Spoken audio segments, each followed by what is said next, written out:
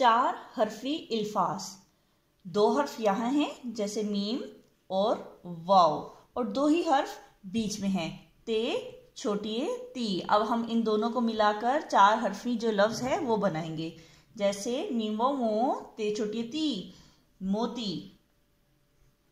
Meme वाव मो, ते छोटी ती, मोती। रे वो रो, ते छोटी ती, रोती।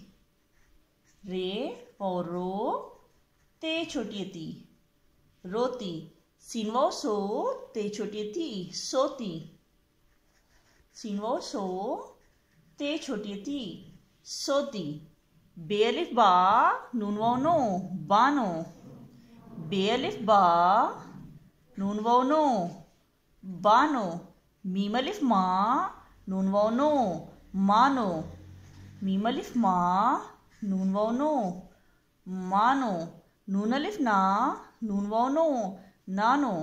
नून अलिफ ना, नून वाव नो, नानो। ये हैं चार हरफी अल्फाज।